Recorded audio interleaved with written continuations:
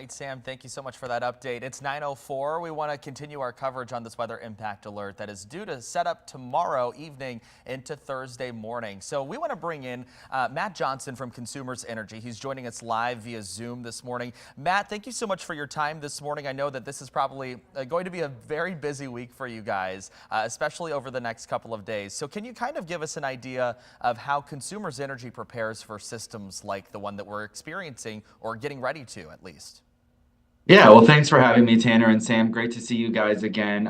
We've been watching the weather just like you have. We're watching your weather reports and we're constantly monitoring conditions to evaluate our needs. Consumers Energy is here and we are standing by. We've got all of our Consumers Energy 200 plus crews ready to go and deploy as needed as we kind of monitor the storm along with you guys to see which areas may be potentially impacted the most. So there's a lot of things we can do ahead of time to prepare, but ultimately we're just watching that track just like you guys are to figure out exactly what the needs will be as they come. Yeah, and of course, we're starting to hear that this system is going to kind of set up more towards the southern border of Michigan near Indiana, and of course, as it spills over into Ohio. I'm looking at the Consumers Energy map, and I know that you guys cover a wide swath of Michigan, and so it's not just going to be West Michigan in the crosshairs here. What does that kind of look like for you guys when you're trying to plan for a majority of your system here, which does cover most of the state? Yeah, we do cover most of the state. In fact, about 6.8 million customers of either for electric and or gas that we provide service for across the lower peninsula of Michigan. So we do have a big obligation, right? And a lot of people counting on us to keep their lights on and keep their heat on all the time, year round, right? And so we have service centers across the state, everywhere, sort of regionally distributed across the state that are, have workers ready to go, and we have our trucks ready to go. I'm here at the Grand Rapids Service Center, and we were rolling out some trucks yesterday. Those crews are ready to go and sort of be deployed as needed across the state. So we're going to, again, just kind of monitor those conditions, figure out what the areas of need are, and stage crews in those areas where we suspect, the most impact from that ice and the wind that could be coming. Yeah, of course, up near the Grand Rapids area, we're actually just kind of going to be experiencing some maybe freezing rain, or not as much as the impact as what down toward Kalamazoo or down towards the state line would be experiencing. Do you guys kind of have those conversations a few days out just to kind of say, all right, we need crews staged here, ready to go? Or what do those conversations look like with the leaders at Consumers? Yeah, so right now, in fact, as we speak, our leadership is on a call with our on-staff meteorologists that we work with and our crew leaders and field leaders trying to figure out where the, potential area is for impact. And then really we will start staging those crews today. We've had conversations yesterday as well. We are watching it just like you guys are and, trying to get out ahead of it as much as we can. But the real work that we do is the work we do every single day. Last year we cleared 7,000 miles of power lines with trees, right? So we're doing that forestry work. We're doing a lot of sort of mitigation work every day that people don't necessarily always see or hear about. And so, we feel more prepared this year than we have in a long time to be sure that we're ensuring the reliability of the power grid, and so that if power does go out, we are hopefully able to restore it quickly. But absolutely, Tanner, having the crews in the right places is something that we are talking about and that we are doing, and being sure that they're stationed to be able to respond appropriately. A lot of times, if we really know an area is specifically going to be impacted, we can even get a lot of the equipment out there that we need to restore power before power even goes out, and have it staged on trucks ready to go in certain areas. So for example, our crews don't have to be going back and forth between the service centers and the facilities where they get all of their equipment. They can have it out there ready to go and ready to restore power as quickly and safely, of course, as possible in these situations. Yeah, man, I think you bring up a lot of good points there, because I don't think people really understand the work that linemen and some of the crews out there really put into the work, not only just after the fact of a system that comes through, but also before the system, right? I mean, that's got to be a huge prep there. I want to ask you about something that you just talked about. You were talking about some of the forestry work that you guys have done ahead of this winter season. How does that help you guys in terms of after the fact of a system that comes through that could be potentially impactful for your grid? Right. Well, you think about the things that bring down power lines, right? When we're talking about ice, that certainly is a huge factor, right? About a half an inch of ice, if you can imagine, like last February's ice storm, when a half an inch of ice gets on power lines, it's about the equivalent to the weight of 500 pounds or like a small grand piano pulling on the power lines, right? So that ice is obviously going to make power lines more susceptible to pull down. And there's not really much we can do about that, right? Mother Nature in Michigan here can be brutal at times, right? But what we can do in advance, the other thing that affects power lines going down is wind and trees falling on power lines, right? I think we all realize that that's kind of an obvious impact. And so the more clearing we can do of our power lines, and like I said, 7,000 miles of power lines last year, we cleared trees to ensure that, hopefully trees won't fall on those lines and those lines will be able to stay up and be more durable. And so that forestry work, we've got, I've met some of our forestry workers and they're out there working hard and they have a certain priority areas that they prioritize throughout the year and a certain amount of clearing that they can do. But we're super proud of the fact that, our reliability roadmap plan that we rolled out recently, which commits to a long-term goal of restoring power to all customers within 24 hours and having no outage affect more than 100,000 customers.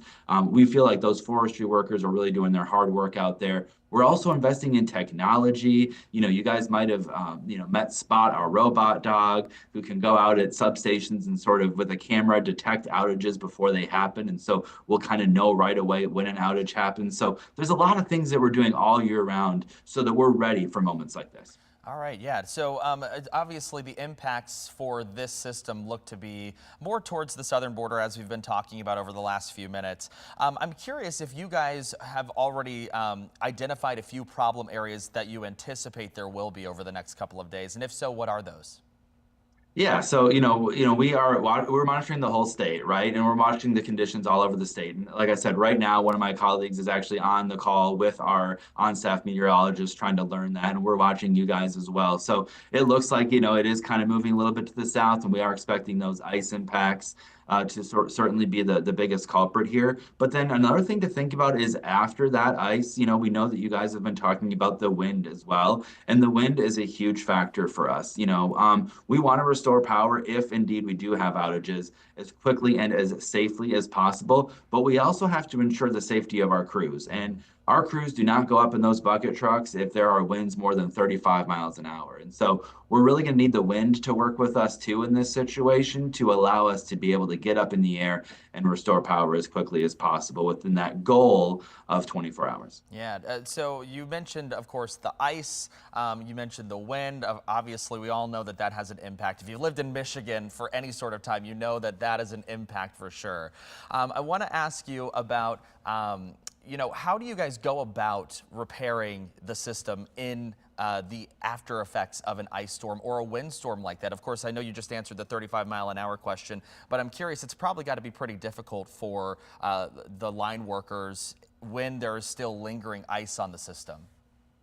Yeah, those guys and gals too are working 16-hour shifts, right? And we ensure that they get rest, but they're working aggressively. And I want people to know that those people are working really, really hard, and they're working 16-hour shifts to restore power as quickly and as safely as possible. And as long as we can get out there and be safe, we'll be out there, and we'll have poles ready to go and we'll have line stringed up ready to go back up, and, we also want people to be aware in those situations that if they see a downed power line to call us, we need to know that. We really rely on our customers sort of being our partner in these situations and reporting downed wires when they see them. So people can call us at Consumers Energy to report those. Our phone number is 1-800-477-5050.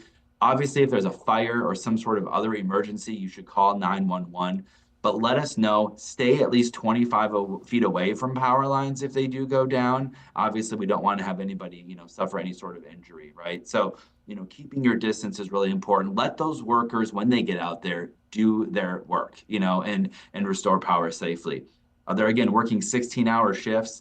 And it goes in sort of an order of priority, Tanner, as well, which I think is important for people to realize, especially in a catastrophic situation, which, we don't know what this situation is going to be, right? But, last February's ice storm, for example, was a bigger situation, right? And in those situations, we prioritize hospitals, medical facilities, EMS, fire, police facilities, and even media, right? Those people that we rely on to, help us sort of sustain life. And so we prioritize those areas, and then we go through based on the area of need and the highest impact and the most customer base to try and get people restored in order as quickly as we can and as safely as we can. Yeah, you actually led kind of right into my next question with the news you can use there of, what to do around a down power line. Obviously, we know to stay away from it. You mentioned about 25 feet. You're going to want to stay away from that as well. What do we do if we see crews out there? Of course, you should probably treat it like any other emergency crew on the road, right? What would you recommend to folks if they see a consumer's energy crew out on the road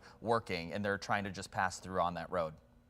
Yeah, great question. We want to give them space to do their work, right? They're going to have those marked blue trucks, blue and white trucks with our logo on them. All Consumers Energy workers should have a badge on as well, identifying. They'll be wearing their personal protective gear, their hard hats, and their yellow vests to identify themselves as Consumers Energy workers, right? So that's how you know that it's us, first of all. And then, giving us that space, staying away, at least to 25 feet from the power lines, let them do their work. A lot of times the emergency responders may also be on site if it is a more dangerous situation, but they may not always be. And so we just ask that you be aware of any road closures that we might have up in order to sort of give us the space to do our work. We might have to close the road so we can get around and safely restore power on the side of the road, right? So just give us that space and that time and your patience, right? We realize, not just if you see somebody out and about, but we realize that if people do lose power, it's inconvenient. It's inconvenient for all of us. And we really appreciate customers being patient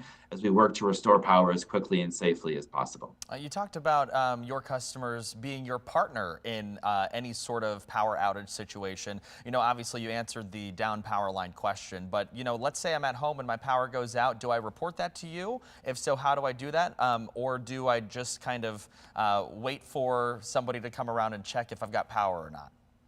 Yeah, great question, Tanner. We definitely encourage people to report outages to us. You can do that by our phone number or on our website. If you go to consumersenergy.com/outage center, it's a great resource to both report an outage, to view our outage map, and also see the estimated time that it will take for us to restore the power down to your neighborhood, right? It'll show a little diagram that says this is how many people are without power, this is the area, and this is how long we expect that it's going to take to restore power. So you can kind of keep up to date there. You can also sign up to get alerts on your phone for notifications as to when we expect your power to be restored. And that time might change too, right? Early on, we have to get on the scene. We have to assess the situation and figure out what the needs are before we can give you, a solid time that it's going to take to get it restored. So usually we'll sort of put a default restoration time on there. And then once we get to the scene and actually assess it, you can say, hey, we need this, and this material and equipment to get this restored quickly and safely. Then we'll update that restoration time and you'll get notifications on your phone. So use those resources and you can report an outage there. You can also call us to report an outage.